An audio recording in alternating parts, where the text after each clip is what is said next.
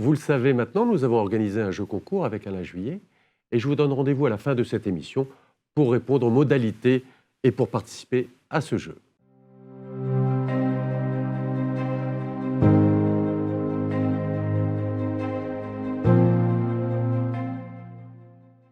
Bonjour, bienvenue sur Open Box TV, l'émission de géopolitique d'Alain Juillet. Alain Juillet, bonjour. Bonjour Claude. Nous allons faire une émission sur le conflit entre le Hamas et Israël. Ouais, Nous avions fait une émission avec le général Gomar, absolument. mais plus sur l'aspect militaire de l'opération israélienne. Mais aujourd'hui, avec vous bien évidemment, nous allons parler plutôt géopolitique. On va étendre Exactement. un petit On peu va sur... étendre, on va aller plus loin. Voilà. Tout à fait. Il y a les Américains, il y a les pays arabes, il y a l'Égypte, il y a beaucoup de monde. Beaucoup de Beaucoup de autour, monde. oui. Et des intérêts peut-être un peu cachés dans tout ce qui se passe. Alors, qu'est-ce qu'on peut dire aujourd'hui? Parce que ça bouge quand même beaucoup. Israël pousse les pions. Il y a un certain nombre de pays qui réagissent d'une façon ou d'une autre. Où on en est aujourd'hui? D'abord, je crois que dans ce conflit, il y a une chose qui est certaine, c'est qu'il faut rester factuel. Parce que depuis le début, et pour des raisons évidentes, l'émotionnel a tendance à primer sur la réalité. Hein. Les Israéliens ont subi le 7 octobre quelque chose d'incroyable. Au niveau des Israéliens, le 7 octobre, c'est l'équivalent du 11 septembre pour les Américains. Le 7 octobre, pour les Israéliens, c'est un choc qu'on ne se rend pas compte. Nous, en Europe, on a du mal à comprendre ce que ça peut représenter, parce que pour tous les Israéliens, quelles que soient leurs idées politiques, leurs tendances et autres, c'est la première fois que l'État d'Israël est attaqué à l'intérieur. Il y a une partie, c'est les fameux kibbutz, où les gens ont été massacrés dans des conditions épouvantables. Mais il y a une autre partie dont on ne parle pas, c'est qu'il y a eu 600 militaires qui ont été tués aussi. C'est-à-dire qu'ils ont perdu en une journée 1/5 des pertes totales de la guerre du Kippour. Ça, personne n'en parle. Et là, c'est une opération de guerre. On n'est plus dans un massacre de population civile. Il y a eu une partie opération guerrière extrêmement grave, d'autant plus grave que elle a pu avoir lieu parce que les militaires dans ces camps n'étaient pas préparés à se faire attaquer. Il n'y avait pas eu d'alerte. Et ça, c'est la première grande question, si vous voulez, dans cette affaire. Comment se fait-il qu'alors que les Égyptiens, c'est vérifié, ont prévenu 2 fois, ils ont prévenu le ministère de la Défense, ils ont prévenu le cabinet de Netanyahou.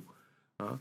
Comment se fait-il que, malgré l'information donnée par les Égyptiens, personne ne l'ait prise au sérieux? Et on sait depuis, on l'a appris, qu'il y avait eu au Mossad des gens qui avaient envoyé l'information aussi, qui avaient dit attention, il se prépare quelque chose de très important autour de cette date-là, et ça n'a pas été pris au sérieux.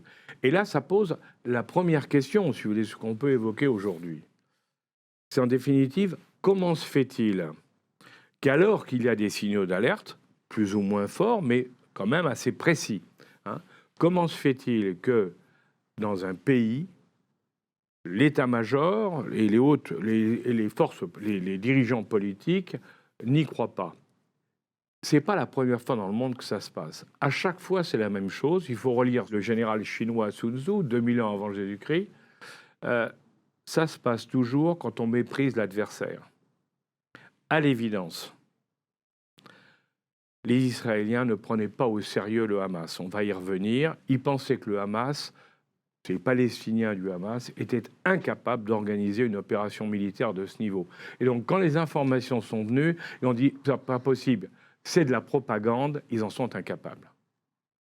Aujourd'hui, quand on découvre le problème des tunnels et ce qu'ils ont réussi à faire, on comprend qu'effectivement, ils avaient des capacités que les Israéliens n'imaginaient pas. Ou plus exactement, ne voulaient pas imaginer parce que c'était contraire à leur à leur perception de ces gens-là. Ça, c'est le premier point. Mais c'est très important, si vous voulez, parce que ça explique beaucoup de choses. Derrière ça, on assiste aujourd'hui à quelque chose sur le plan politique en Israël, quelque chose de très intéressant.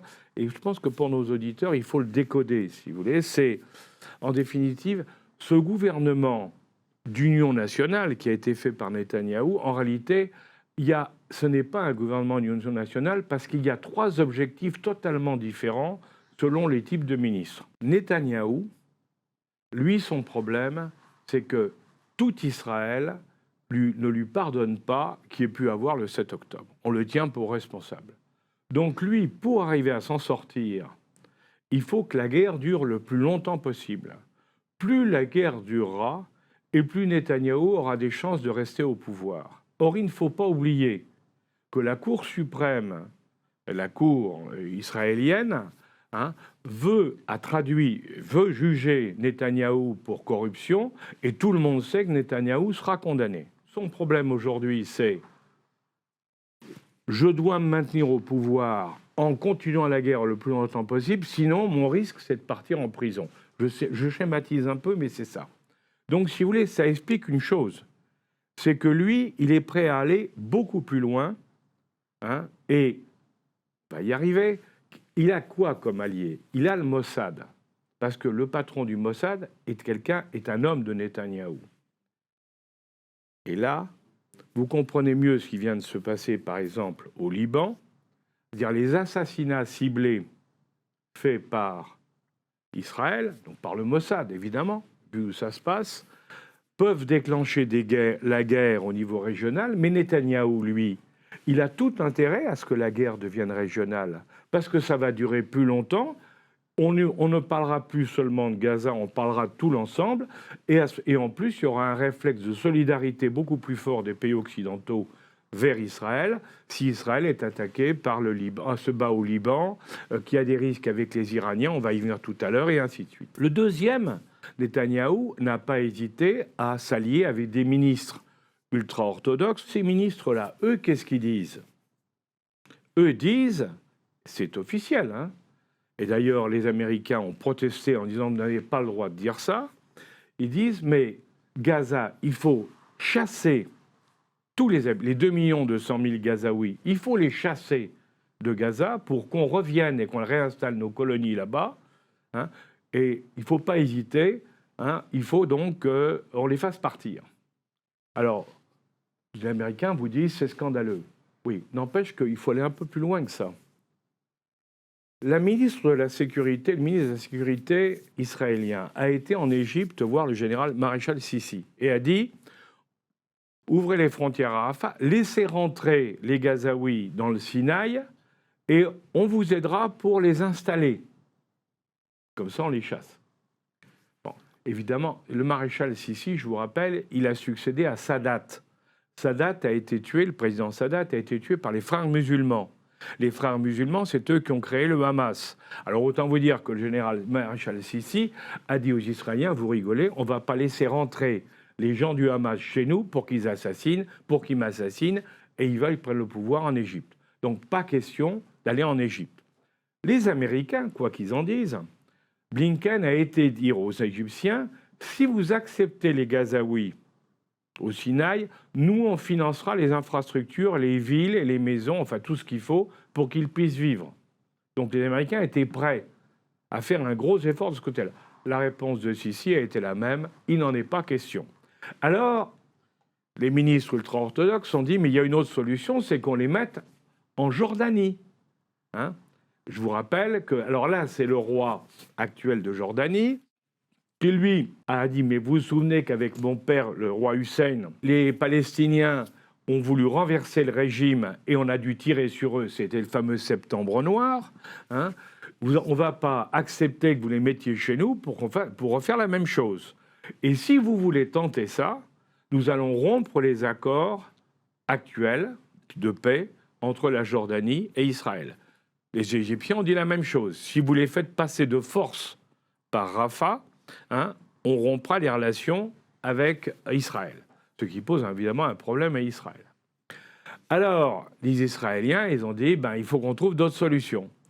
Qu'ils ont été proposés au Congo-Brazzaville, au président Sassou Nguesso, d'accueillir une grande partie des Gazaouis au Congo-Brazzaville. Alors, le président Sassou Nguesso, qui a besoin d'argent, puisqu'il doit rembourser les dettes chinoises, peut-être qu'il serait tenté d'accepter, mais je pense que ce sera quand même très difficile. Donc, c'est vous dire qu'il y a actuellement des tractations de tous les côtés pour faire partir les Gazaouis. Alors, vous allez me dire, il y a sur le plan militaire un signe, depuis le début, qui montre que cette opération, elle a été conçue depuis le départ de l'opération Gaza. Pourquoi?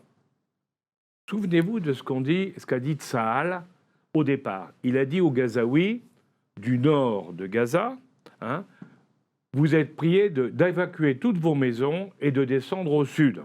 Donc ils sont tous partis au sud.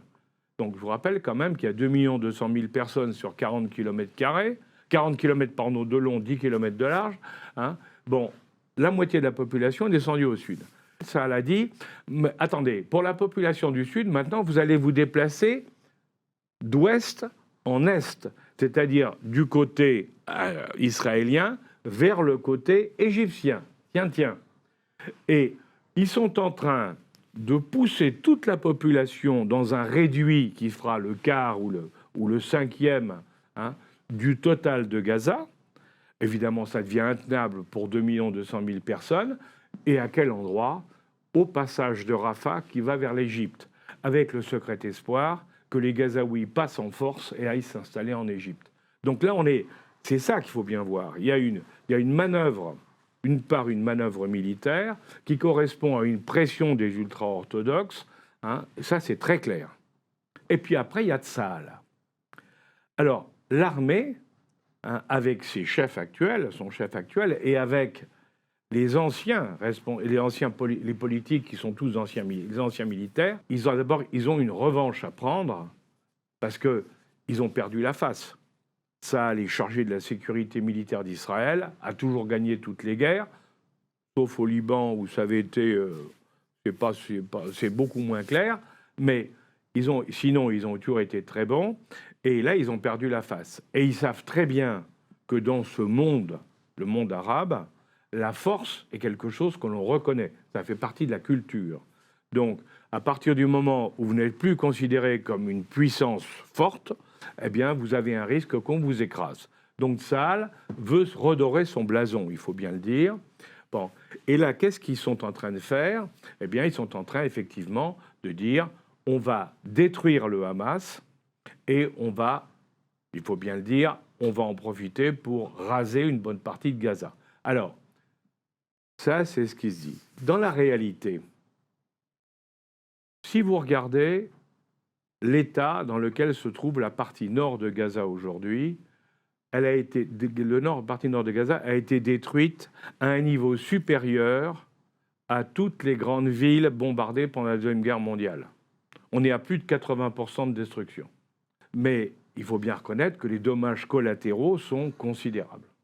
Alors on vous dit, le Premier ministre Netanyahou a dit « Oui, mais vous pouvez nous faire confiance, nous sommes inattaquables. » On fait une guerre morale.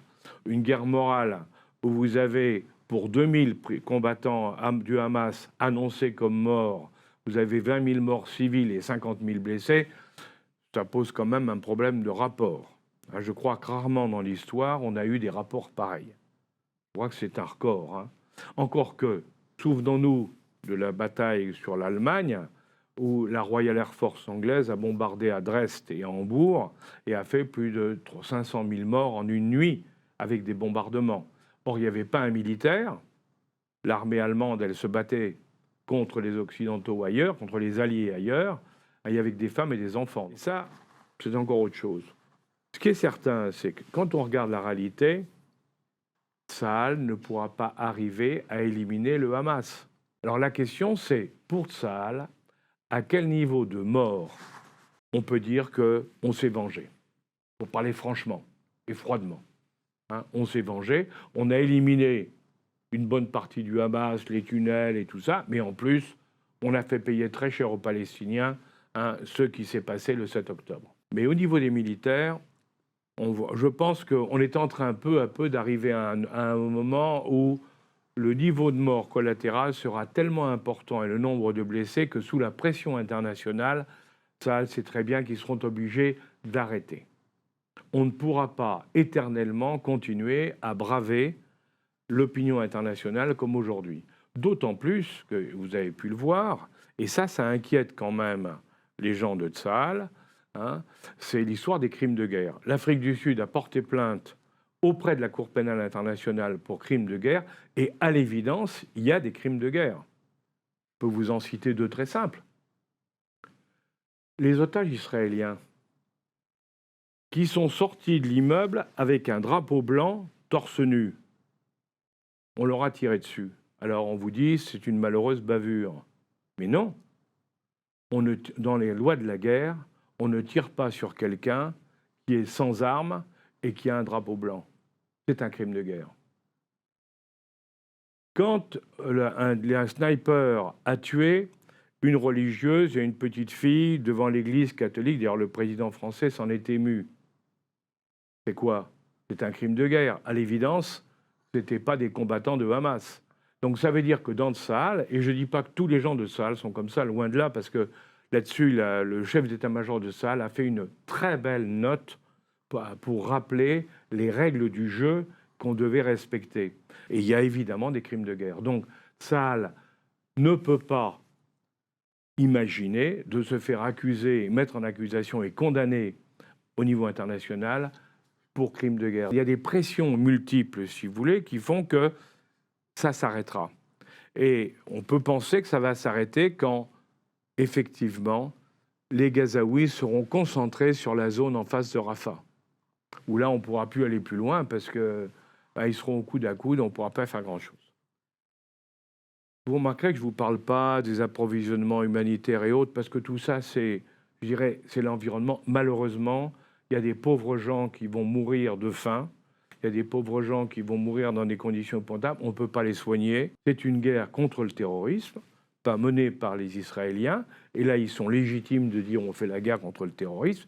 La seule discussion qu'on peut avoir là-dessus, c'est pas de faire la guerre, c'est de dire quel est le niveau acceptable dans les représailles, dans le combat que l'on mène pour lutter contre le Hamas. Qu'est-ce qu'on peut accepter comme niveau de perte collatérale? C'est ça la question, c'est la seule question. Dans cette affaire-là, il y a une chose qui est effrayante, en définitive, à savoir que Israël ne veut pas d'un État palestinien. L'État palestinien, il est mort avec l'assassinat de Rabin. Vous savez, Yitzhak Rabin, qui était, lui, un très grand politique, un grand monsieur, un homme éminemment respectable, et justement, parce qu'il était éminemment respectable et qu'il était capable de trouver une solution, il a été assassiné. Depuis, tous les gouvernements successifs israéliens ont favorisé la colonisation de la Cisjordanie avec un objectif clair: créer tellement de colonies en Cisjordanie qu'il sera impossible de créer un État palestinien. Et ça, c'est exactement ce qui se passe aujourd'hui. Et d'ailleurs, le 8 octobre, Netanyahou, le Premier ministre, qu'est-ce qu'il a fait? Il a dit on va répliquer, et je donne instruction qu'on développe les colonies en Cisjordanie. Donc, si vous voulez, il y a le combat de Gaza, mais il y a l'autre combat qui est en train de se passer aujourd'hui et dont on ne parle pas assez, c'est celui de la Cisjordanie où les colons en profitent pour s'étendre, font régner la peur là-bas. Vous savez qu'il y a eu des colons qui ont tué des Palestiniens à tel point que les Américains s'en sont émus et ont demandé d'arrêter aux colons de tirer sur les Palestiniens, et on dit qu'ils allaient poursuivre, interdire d'entrer aux États-Unis les colons qui auraient commis de tels crimes.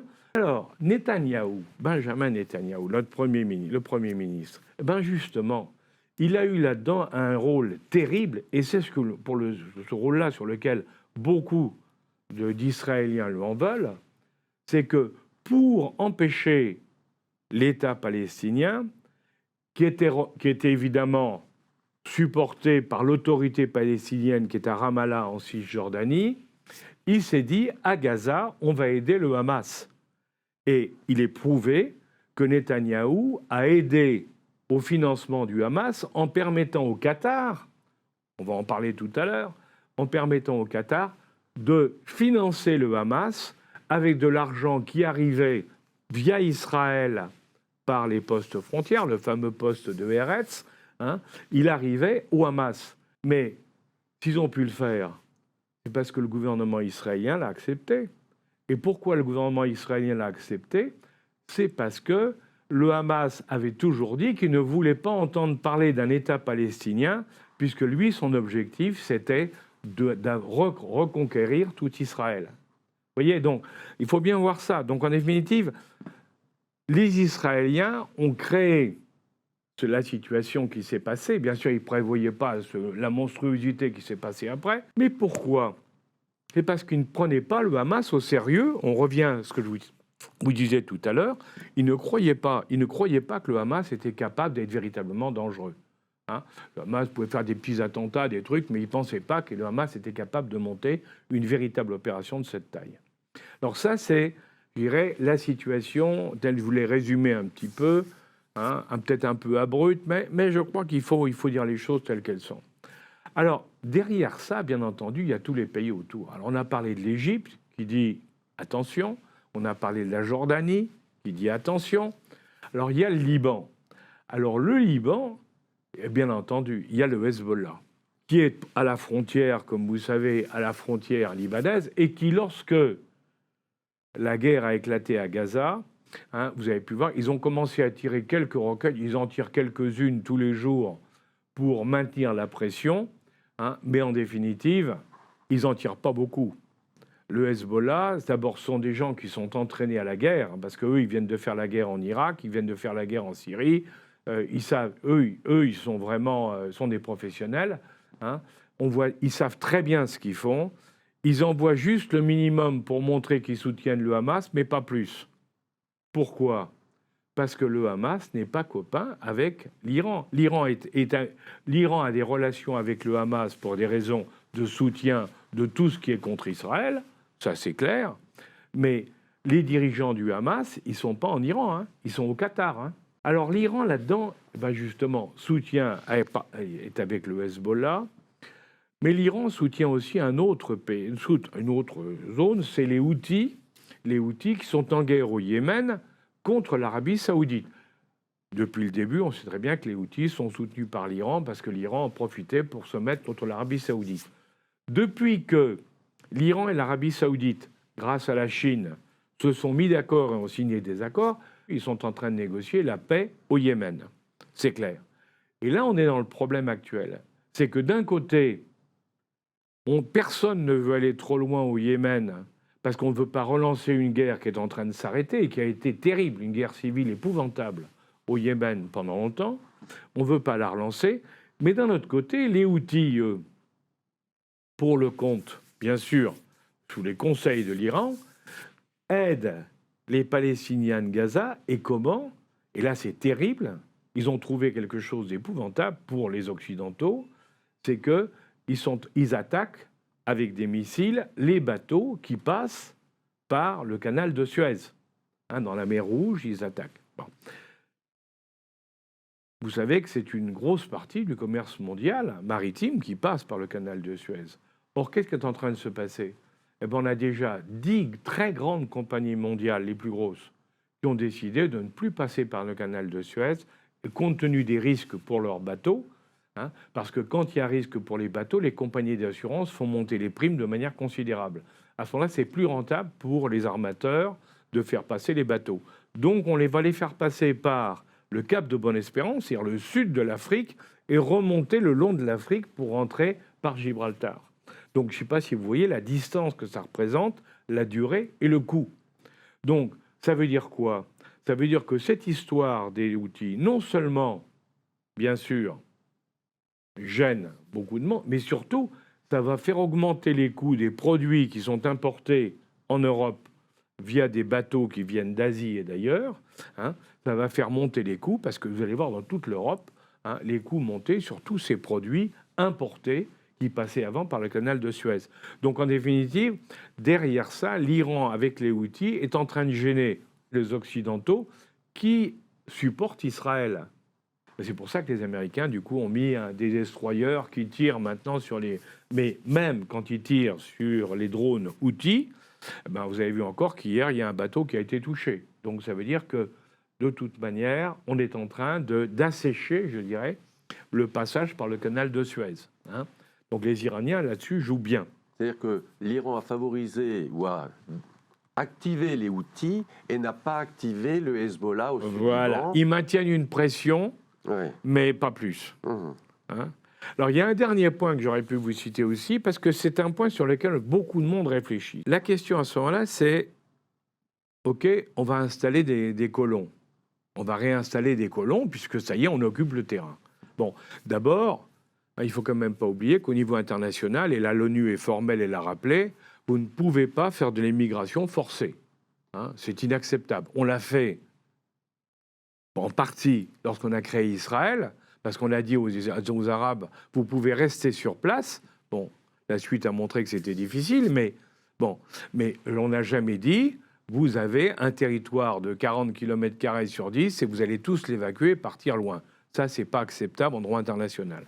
La côte de Gaza, c'est un des morceaux de cette côte qui vous donne des droits sur les gisements pétroliers qui sont en Méditerranée au large. Vous savez qu'il y a un énorme gisement pétrolier qui va au sud de Chypre, hein, et qui permet à l'Égypte, qui a commencé déjà à récupérer du pétrole. Il y a eu une discussion entre Israël et le Liban, parce qu'ils n'étaient pas d'accord sur la frontière en mer pour aller faire mettre des plateformes pétrolières et des forages. Hein. Il y a la Syrie qui aujourd'hui est écartée, mais il y a Gaza. En face de Gaza, il y a effectivement du pétrole. Et les calculs montrent que le pétrole va ramener 3 milliards de dollars par an à Gaza le jour où ça sera exploité. On peut se poser la question de savoir si, dans l'esprit des Israéliens, le départ des Gazaouis ne serait pas aussi un moyen de réoccuper le terrain et donc de récupérer 3 milliards de dollars de pétrole. Donc ce problème du pétrole est aussi un des éléments du problème sur lequel il faut travailler.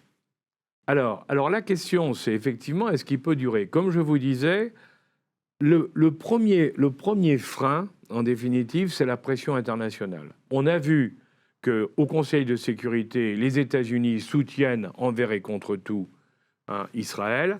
Et dans l'esprit de Netanyahou, il faut attendre l'élection de Trump au mois de novembre. Si Trump est élu, comme Trump est copain avec lui, hein, il se dit je pourrais continuer.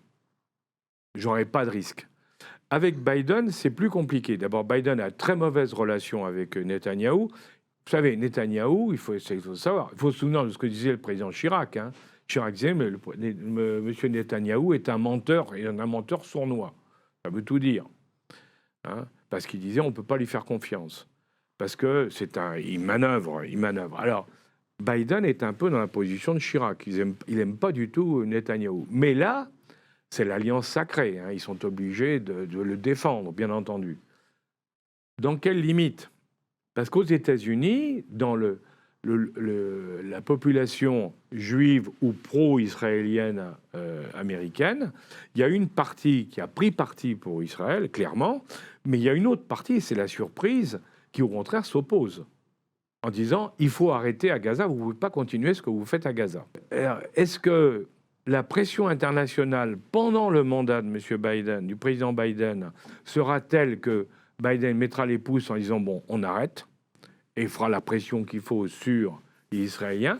Ou est-ce que Tsahal, pour toutes les raisons que j'évoquais tout à l'heure, et considérant que la mission est remplie, dira c'est nous qui arrêtons? Que va faire Netanyahou qui, lui, a d'autres objectifs? Et que vont faire les ultra-orthodoxes qui ont aussi d'autres objectifs? Donc la situation est d'une grande complexité, et bien fort est celui qui, aujourd'hui, peut dire comment ça va se terminer. Gaza est une région détruite. Ça, c'est clair. Les destructions de Gaza sont telles que je pense que même chez les Gazaouis, dont la plus grande partie se laissait faire, en tout cas, ils n'étaient pas forcément pro-Hamas. Il y avait une minorité pro-Hamas, mais qui imposait sa loi aux autres. C'est ça la réalité de Gaza. Hein. Cette minorité, aujourd'hui, je crois qu'elle commence, elle aussi, elle commence à se rendre compte quand même que les Israéliens dépassent toutes leurs prévisions quant à la violence de la réaction. Donc aujourd'hui, il y a le cas du devenir de 2 millions et c'est ça. D'habitants. Le vrai problème, il est là.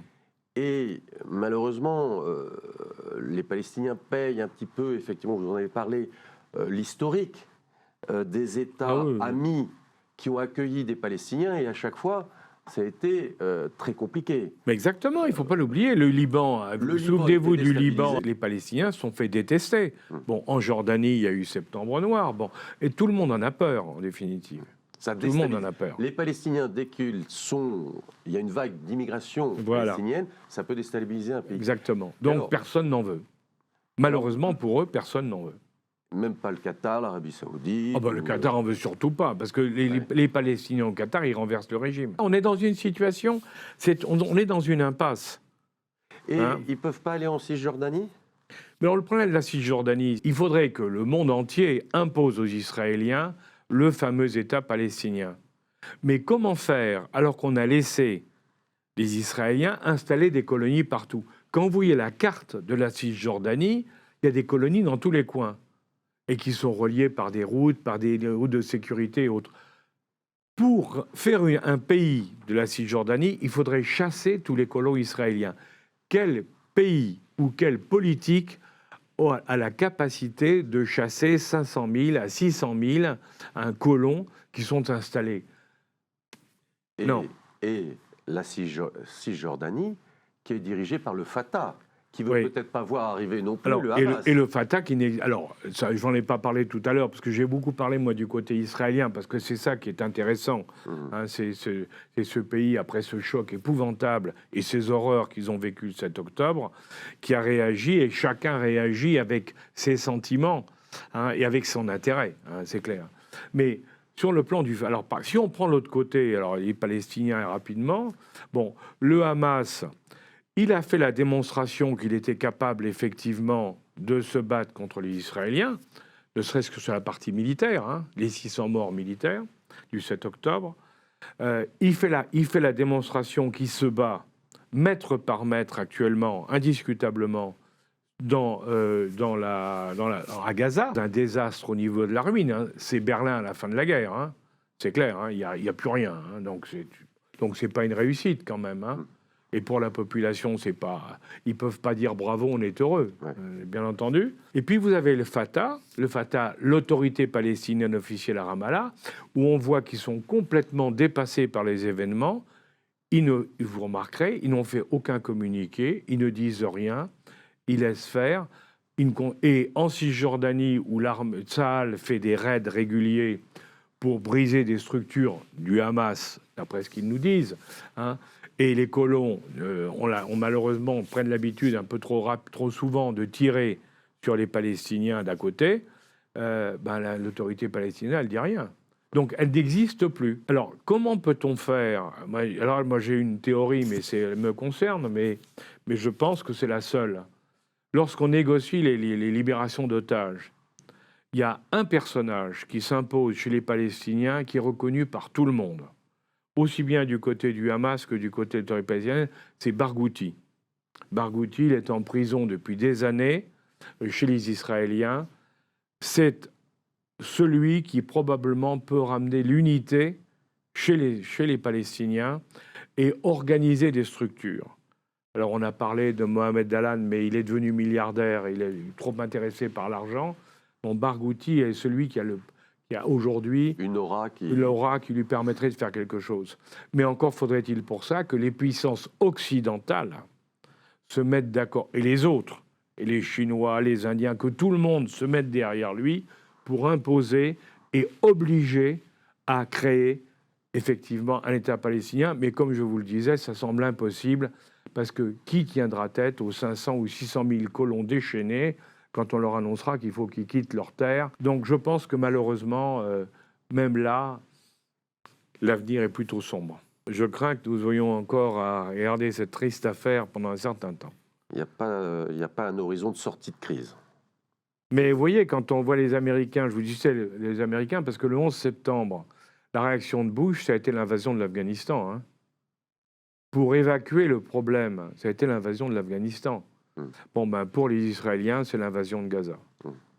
J'espère que cette émission vous a permis d'y voir un peu plus clair et surtout de regarder un petit peu derrière ce qui se passe. Malgré le conflit abrupt, il y a quand même un certain nombre d'intérêts qui complexifient de plus en plus cette situation.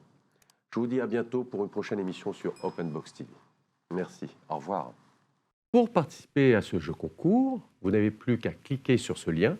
Vous découvrirez les questions autour de nos émissions. Je vous souhaite bonne chance et je vous souhaite aussi de gagner les nombreux lots que nous vous proposons. Merci et à bientôt.